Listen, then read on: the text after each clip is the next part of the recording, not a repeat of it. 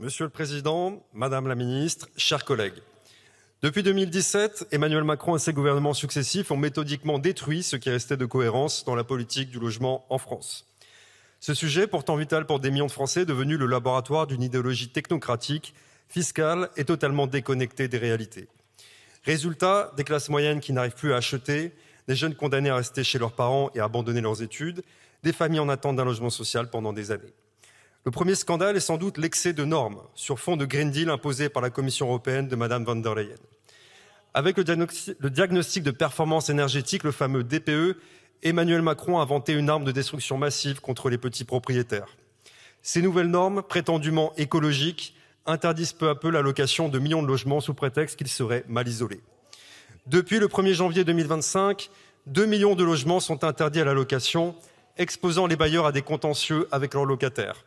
La CAF peut désormais supprimer les APL pour les logements classés DPE-G, à charge pour le bailleur de baisser le loyer d'autant. Je le redis ici aux Français, le Rassemblement national supprimera ces contraintes DPE. En attendant, qui va payer les dizaines de milliers d'euros de travaux ?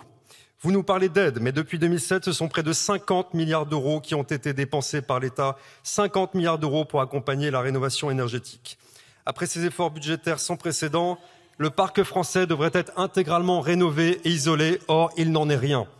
Où est passé l'argent ? Qu'avez-vous fait de ces dizaines de milliards d'euros, Madame la Ministre ? Cette politique est sans doute la plus grande escroquerie du siècle. Ces aides ont eu pour effet pervers de créer une inflation continue des travaux.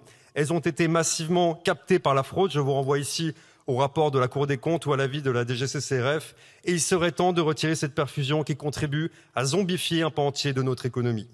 Il serait également temps de supprimer ces agences de l'État qui se gavent d'argent public sous couvert d'accompagner la transition écologique dans le logement, comme l'ANA avec un budget de près de 4,4 milliards d'euros ou encore l'ADEME qu'il faut supprimer avec 1 milliard d'euros d'intervention.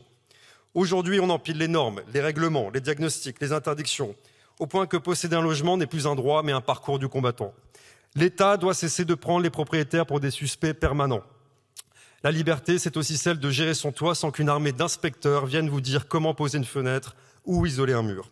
Ce gouvernement doit aussi urgemment abandonner le ZAN, dispositif extrémiste d'écologie punitive par excellence, qui consacre l'idéologie de la décroissance et condamne la construction de nouveaux logements, d'infrastructures ou la réindustrialisation, y compris de notre défense.